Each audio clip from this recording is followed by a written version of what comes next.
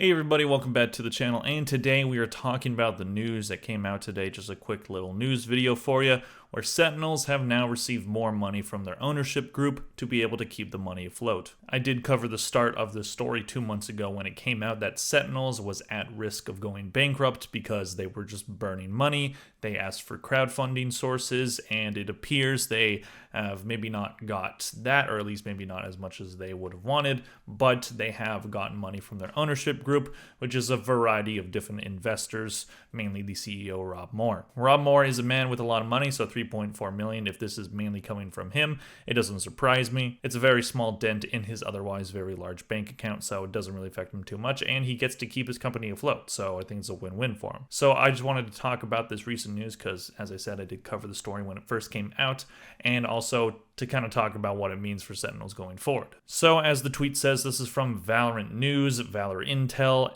on Twitter, not calling it X, I refuse to. Sentinels ownership group injects $3.4 million of capital into the organization. Sentinel CEO Rob Moore says org will see improved stability thanks to industry-wide downsizing in player costs and future in-game cosmetic sales from Valorant. So this basically means that they're paying their players less than they were before, as well as they will be getting in-game cosmetics in Valorant, probably sooner rather than later. So this could mean a lot of things. This could be a very good thing for Sentinels. It keeps them afloat, and I do think that Esports is better off with Sentinels versus without them. Sentinels have been a very fast-growing brand in esports, but they have not been doing well financially, and that is the case for a lot of different teams, especially in North America. They are struggling to make a lot of money, and the esports industry is definitely on the downswing right now, so players are definitely not going to be getting paid as much as mentioned in this tweet, and hopefully there will be other revenue streams coming in for teams to make more money, and hopefully the in-game cosmetics will be a fruitful one. Now, I am definitely torn on this.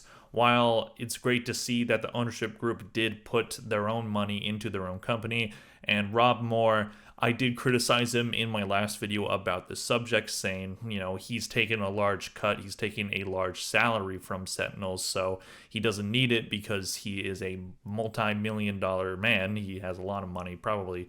I think it was valued at $300 million or something like that. So he has a lot of money. $3.4 million, not that much in terms of his whole bank account, but it is nice to see that he is putting his own money into this company, because one thing I will say about him is, while he was taking that large salary, I don't think Rob Moore is doing this for money. He doesn't need it. I do think that he cares a lot about this team. He cares a lot about this company. He wants them to win. He wants to see this brand grow, and he wants to see this industry grow. So I will give him credit for that. It's nice to see a man with deep pockets continuing to invest more and more into his team and to keep it afloat when it's at, dire times. Eventually, esports, the industry, will learn better ways to make money, and we will be on the upswing at some point. Right now, we are definitely on a downswing. Not a lot of people are making money in esports right now, especially the teams. And for the players, this means that they're going to be getting paid less, which I'm definitely torn about. I know a lot of people have been saying that esports players are overpaid, that they need to get paid less. But at the same time, I kind of disagree with that. I do understand that maybe the salaries were too high for what they were bringing back into the company, and that is true across most esports teams. I do think that the players ultimately are the product of esports. Seeing these players do insane stuff in Valorant, Smash Bros, Counter-Strike, League of Legends, all this stuff, they are the product. They are why esports exists. They are why it's gone to the point it's gone. So were they overpaid? Probably. But is the industry being financially not very rich their fault? No. And I think it is unfortunate that they will ultimately be punished for it, and already kind of are. So that is unfortunate in my opinion, but as long as they can make up the difference with, growing their brand on teams, being able to stream a lot, hopefully making a at least decent salary from these teams, hopefully players can still get paid fairly. Maybe they were overpaid in the past.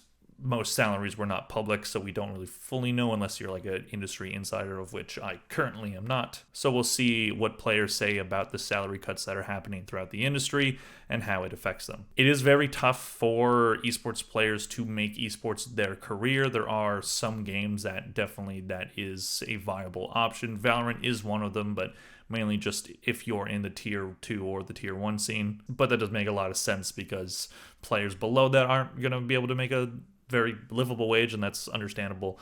But there's definitely players that are overpaid, but definitely a lot of players that are underpaid as well. So it is unfortunate that that is something that has to happen for the industry to be able to at least survive for now. So that's basically all I wanted to talk about. I'm glad Sentinels found some more money into their pockets, and hopefully it'll keep them afloat for at least the next year. They were basically at risk of not being able to run their business in like 3 months when they first announced that they were, not doing very well financially. But now they have money. This new money should be able to cover the cost for the upcoming VCT season.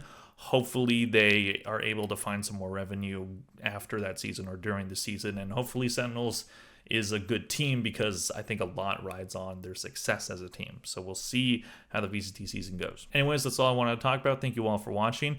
Please click like if you enjoyed the video, and I'll see you guys in the next one. Bye.